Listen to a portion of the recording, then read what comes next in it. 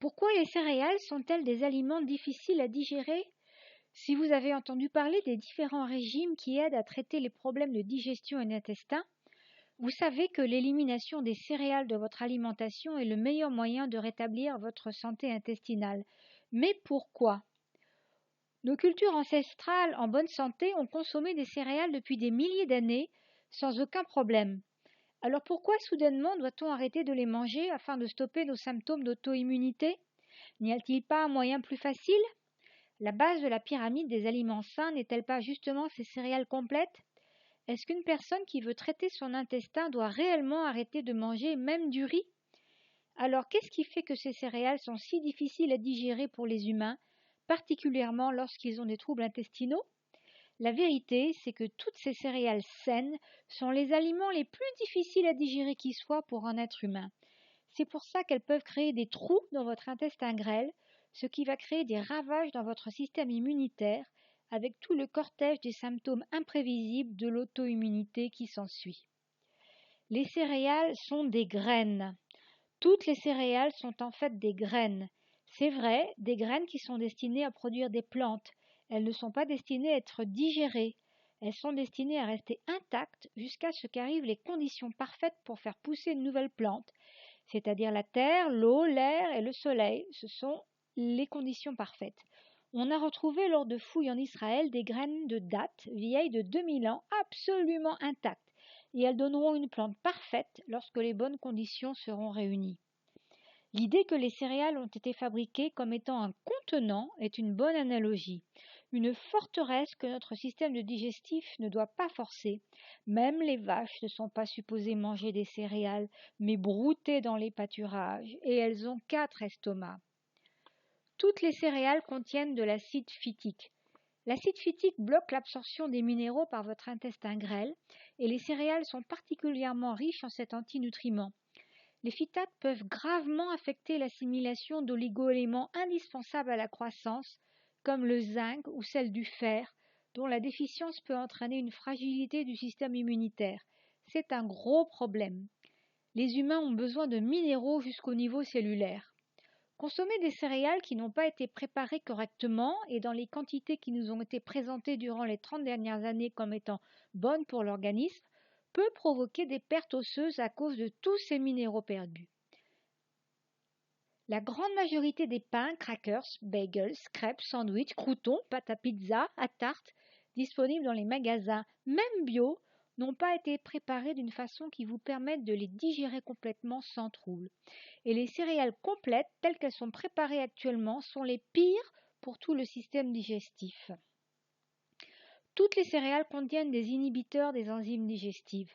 Qu'est-ce que des inhibiteurs d'enzymes et pourquoi devons-nous y faire attention?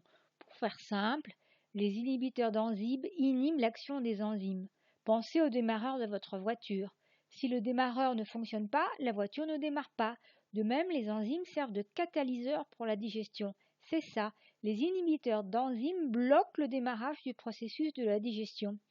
Est-ce que la surconsommation de céréales mal préparées serait une des raisons de l'augmentation des problèmes pancréatiques? À méditer. Toutes les céréales contiennent des disaccharides. Les disaccharides, ou sucres doubles, sont présents dans toutes les céréales.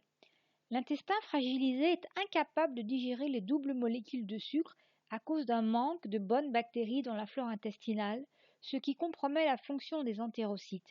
Les entérocytes sont les cellules qui résident sur les villosités intestinales et produisent l'enzyme disaccharidase qui sert à décomposer la molécule de disaccharide en molécules de monosaccharides plus faciles à absorber. Lorsque les entérocytes sont mal nourris et ne prennent pas de force à cause d'un microbiote déficient, ils deviennent faibles et malades et n'effectuent pas leurs tâches. Des entérocytes malades n'accomplissent pas correctement leurs tâches de digestion et d'absorption des aliments. L'extrême importance des entérocytes pour la santé est essentielle. Des entérocytes faibles et malades auront des difficultés à digérer les féculents, qui sont de très grosses molécules composées d'une centaine de sucres simples reliés entre eux en une longue chaîne. Les personnes avec une digestion altérée provoquée par un déséquilibre de la flore intestinale et des entérocytes en mauvaise forme ont énormément de mal à digérer ces molécules complexes, ce qui laisse de grandes quantités d'aliments non digérés, la nourriture parfaite pour des bactéries, levures, champignons pathogènes. On arrive donc à une fermentation intestinale et à la fabrication de toxines qui empoisonnent tout l'organisme. Toutes les céréales contiennent des protéines complexes et difficiles à digérer. Et pour finir, les céréales contiennent des protéines complexes. Et devinez quoi? Les céréales complètes sont les plus riches en protéines complexes. Le corps humain a besoin de nourriture pour être en bonne forme et être capable de l'absorber et de la digérer. Le mot complexe signifie qu'il va y avoir du travail à faire pour votre système digestif. Ces protéines ne peuvent pas être décomposées. Et qui est le coupable? Le fameux gluten. Le gluten est une protéine complexe que l'organisme ne peut pas décomposer. Et c'est encore plus complexe que jamais après 50 ans d'hybridation afin d'augmenter la teneur en gluten des céréales. Puisque le tractus digestif de l'homme ne peut pas décomposer les protéines complexes, elles doivent avoir été décomposées avant de les manger. Les techniques de préparation culinaire traditionnelles comme la germination, le trempage et la fermentation peuvent prédigérer les protéines des céréales. Cela neutralise également les autres problèmes mentionnés ci-dessus. La germination d'une graine agit pour celui qui la consomme comme une prédigestion. Son assimilation devient plus facile grâce au fractionnement de toutes sortes de chaînes longues en chaînes courtes, ce qui les rend assimilables par l'intestin. Au bout du compte, on a donc un double bénéfice: augmentation du capital nutritionnel des graines et augmentation de la capacité de l'organisme à les assimiler. Vous pouvez acheter des pains de céréales germés comme le pain et les galettes des Esséniens, déjà bien plus digestes que du pain de farine cuite. La lactofermentation est une fermentation lactique dérivée des lactobacilles, procédé totalement naturel permettant d'augmenter la teneur en nutriments d'un aliment. Nos ancêtres utilisaient la lactofermentation pour conserver les produits. En augmentant la quantité de bonnes bactéries que sont les lactobacilles, on empêche la prolifération des bactéries pathogènes. La choucroute en étant l'exemple le plus connu, mais on peut le faire sur d'autres aliments. Une bonne nuit de trempage est une mesure élémentaire mais suffisante pour la majeure partie des graines. Les inhibiteurs enzymatiques sont progressivement dissous dans l'eau, qu'il faudra bien sûr jeter. Une prédigestion des molécules complexes va alors aussi pouvoir commencer. Un fractionnement des amidons en ose, sucre, plus simple, des protéines en petits protides et des graisses denses en acides gras simples.